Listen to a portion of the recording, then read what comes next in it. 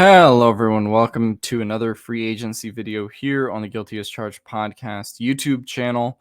In previous videos, I've talked about Mike Williams, who was number 7 on PFF's free agency list out of their top 200 free agents. We talked about Linval Joseph, who was number 81. And now we will get to the next player on the Chargers free agency list. That is Kyzir White, who clocks in at number 99. Now, the year was kind of a weird one for Kyzir White. I don't think any of us necessarily expected like a breakout type season for him. But of course, the injuries happened to Kenneth Murray sort of at the beginning of the season, the middle of the season, gets COVID towards the end of the season, right? So he did miss a significant amount of time and was sort of battling those injuries even when he didn't miss time. And that gave Kyzir White a chance to be a real starting linebacker one for large portions of this season.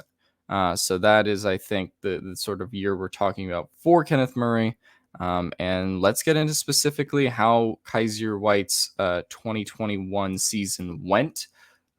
So when you talk about Kyzir White's 2021, pretty clearly the best linebacker on the team, and it's not even close, right? You talk about his overall grade of 66.5. His run defense was pretty high, one of the better ones on the team. Even though the Chargers were getting gashed, they generally weren't getting gashed when Kyzir White was on the field, as opposed to some of their other linebackers. We'll get to them in a minute. His pass rush grade on a somewhat limited amount of snaps was pretty high, right?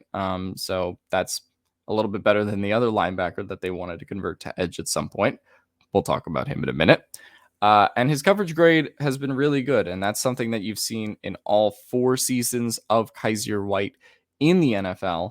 He's actually posted a 60-plus coverage grade every single season, which is very rare, I think, for an off-ball linebacker like Kyzir to be able to put up that production, right? So this was very clearly Kyzir White's best season. The numbers bear that out in terms of how he was as a tackler, how he was as a pass rusher when he had the chance to do that. And of course, it was his best year in coverage, arguably, as well. So yeah, I mean, he finished the season with 107 tackles and only had a missed tackle percentage of 7.1%. Which, I mean, is pretty good considering the volume of snaps he played at 979. And in terms of passer rating, he actually allowed a 90, which on a scale of 153 is actually fairly solid, right? It's not his best season in coverage per se when it comes to that. Obviously, he played 142 snaps in 2018, where he posted a 77.9 passer rating. But considering the volume, this was probably Kyzir White's best season in coverage with a 90.3 passer rating allowed by him when it comes to the quarterbacks. So overall, I think everyone kind of knows who's watched the Chargers this year. Kyzir White was their best linebacker, and he's going to be a free agent right now. We'll talk about his value and what he could mean to a team coming up a little bit here.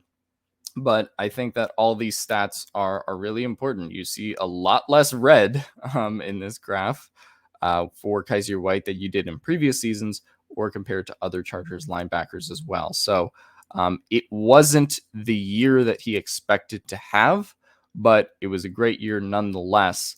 And I think going into free agency, he's really kind of opened himself up to, some of the potential money or, years on these deals that he might end up getting now, right? As a result of having this good 2021 season, over the other Chargers linebackers on the team. So let's talk about PFF's free agent rankings and sort of their discussion of Kyzir White, right?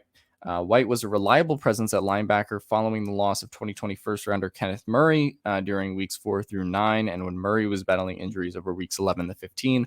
Also add in there, Kenneth Murray did have a bout with COVID in week 17 and missed that game as well in the win against Denver. White has had 4 straight seasons with coverage grades above 60, which is not an easy feat for an off-ball linebacker in today's NFL against so many high-low concepts and the increase of RPOs putting a ton of stress on the position, right? So that's sort of been the theme of the NFL in recent years, which is that linebackers have kind of become this like replaceable position. They may get burned in coverage anyway. They're sort of like the running backs of the defense, so to speak, now, right? In the sense of Brandon Staley's system and some of these new, defensive systems that place a lot more focus on the defensive line in the secondary as opposed to the middle of the defense, right? I think when you talk about Kyzir White's strengths, they're pretty obvious, right? You look at his coverage grade, one of the better off-ball linebackers at defending in the league. Tackling, obviously really solid, 107 tackles, 7.1 missed tackle percentage of this year. Great run defender, right? And so that's what you look at as Kyzir White's strengths. As far as his weaknesses, I think that taking on blocks can sometimes be a little bit of an issue for him. Doesn't get downhill quite as much as some of the other guys in the league, but I mean, it's not something that's really like a deal breaker when it comes to taking on blocks. And obviously, I think you could say his playmaking in the run game, right? Kyzir White is not someone who's like getting in the backfield, early and often. But ultimately, that's kind of not his role, right? I mean, Kyzir White is more that linebacker who's gonna, circle around. He's not necessarily gonna blow up a play in the backfield like some of the other defensive tackles, linebackers around the league, more because of that's how the Chargers just kind of use him, right, so to speak. And so, when you talk about his starting role, right, PFF has him as a starting outside linebacker. I mean, I think at this point he's just more of a starting linebacker in general, considering the system that the Chargers play. But White brings a strong all-around skill set to the table, and he's continued to improve during his 4-year career. He moves around well as an underneath zone defender, and he's at his best if he's kept clean in the run game. White is a mid-tier starter potentially on the outside, as PFF says, or is a mid-tier starter in the league in general. Now, you probably read everything that I've said and been like, yeah, the Chargers should re-sign Kyzir White. Here's where that's a little bit of a problem. Now, obviously, Kenneth Murray, the Chargers spent first-round draft capital on him, and that's kind of going to be a storyline going forward. And potentially could decide what the Chargers do with Kyzir White in free agency in general. But when Kenneth Murray did come back from injury, Kyzir White's snaps did drop pretty dramatically, right? He was a guy who was playing 85, 90, 96 on some days percent of the snaps. And then in this situation where Kenneth Murray came back against the Raiders, Kenneth Murray jumps from 0 to 55% in terms of snaps. And Kyzir White goes down about 20% in his snaps to 71, right? As Daniel Popper mentions here, it was his lowest percentage since week 3. So I think that's something that should give Chargers fans a lot of pause when it comes to the idea of re-signing Kenneth Murray or re-signing Kyzir White, not because they shouldn't do it, but will they do it, right? I mean, they invested all this capital into Kenneth Murray. We've talked about the sort of infamous trade up now. They haven't seen the results from that, and yet they're still kind of playing him to the degree that they're playing Kyzir White when White is the starter with Kenneth Murray out as much as he was this year. So I think that shows how much they want to get Kenneth Murray on the field still. We've talked about this dynamic a little bit with Jerry Tillery on the defensive line, right? Who's this guy who's kind of viewed as the golden child, is the first round pick kind of on that line, particularly when we're talking about the interior, right? And even when there is like a Braden Fajoko or another player that brings some kind of juice or brings some kind of energy or has the success that he has on the small sample size he had, they still want to play Jerry Tillery over him because he was a first round pick and they're trying to still squeeze everything they can out of that rookie contract, right?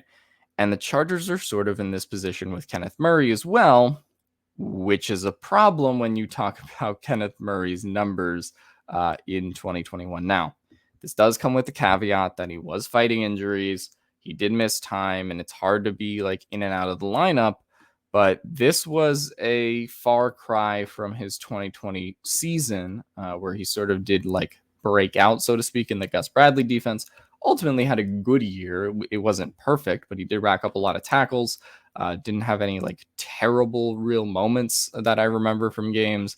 But there are quite a few that you remember from the 2021 season, right? So just going from year to year here, overall, his grade on PFF went down about 20 points, right? His run defense grade was much worse, down 17 points. His pass rush grade, about the same. And then you look at his coverage grade, which went down 12 points as well. And I think that's a problem when you're talking about a guy who was a first-round pick.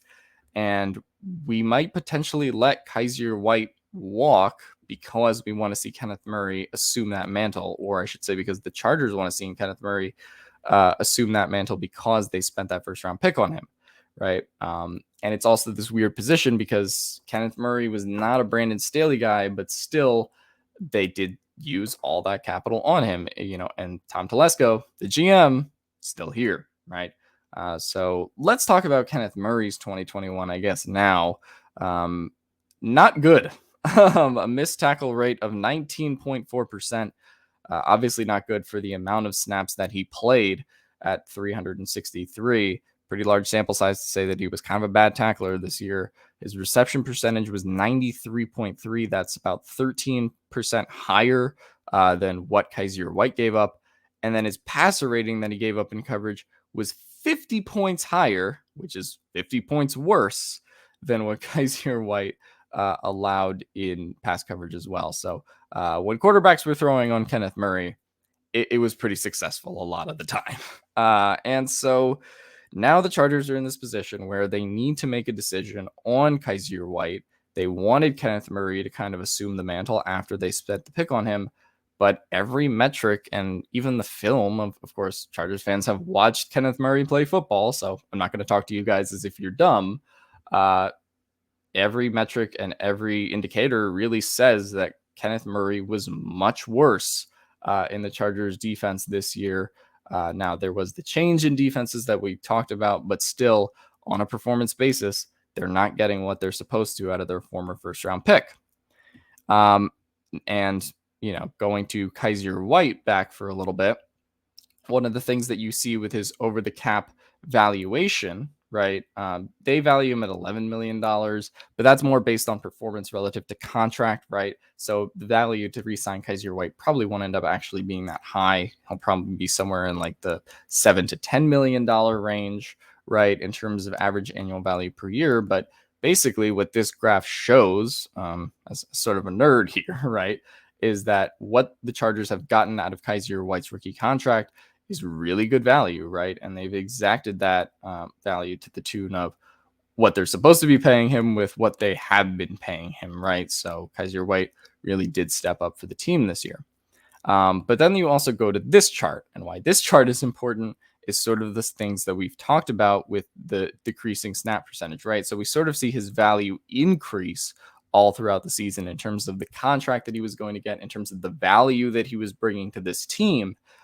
And then when Kenneth Murray kind of came back and other linebackers started kind of eating away at Kyzir White snaps, that value dips in the 17th game to about 5.6 million here in terms of the over the cap valuation. So that is one of those things where it's all about what is the role the Chargers envision for Kyzir White, because if they don't see him playing that percentage of the snaps or as much as he was earlier in the year, then his contract probably will be a lot lower, right? And then you talk about the other teams. Do other teams view him as a mid-tier starter? Do other teams view him as sort of a guy that's going to be on the cusp of a breakout season, right? Or is he just kind of a replacement level linebacker? And that's the problem with projecting linebacker contracts as well, because a lot of these guys are kind of replaceable, right? Linebackers have sort of become the running backs, so to speak, of the NFL. In terms of injury history, White did miss a few games in 2020, but he, really hasn't had many injury concerns at all recently when it comes to 2019 and 2021, where, as PFF notes, played every game. His contract projection per PFF is 2 years, $12.5 million, about $6.25 million per year, $8 million guaranteed, right? You can kind of extend that to being a 3-year deal as well if you want to say, give him a contract that's a little bit adjacent to Michael Davis, but at the linebacker position, right? And just say, okay, well, he could get like 3 years, 21 million, right? For example, and then kind of figure out the guarantees and what his AAV is, yada, yada, right?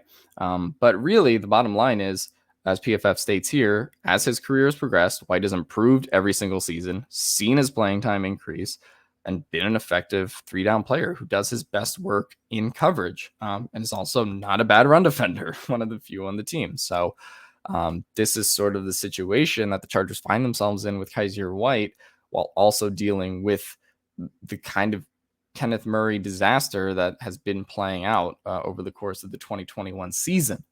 And now they have to make a decision on the future of Kyzir White and by proxy, and well, I guess less by proxy and more by direct comparison, the future of Kenneth Murray as well, right? Because this is going to be a big contract decision, even though it isn't a lot of money. You're talking about the role that Kyzir White would have on this team or another team in free agency going forward. So I think ultimately you talk about Kyzir White and his contract is really tough to predict because you do have this, $6 million figure. You have figures that are as high as 10 or 11 million.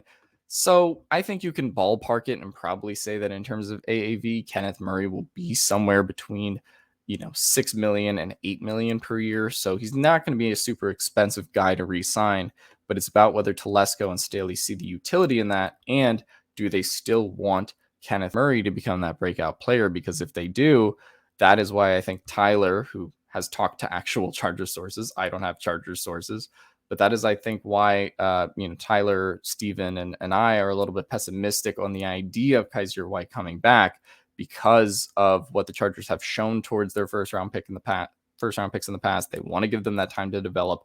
They want them to make that star turn, so to speak. And the GM who drafted all of these first round picks is still here when it comes to Tom Telesco. So that's the position that the Chargers find themselves in with Kyzir White. If it were up to me personally, I would re-sign Kyzir White to the deal that PFF indicates here, a 2 or 3 year deal, about 6 to 8 million per season.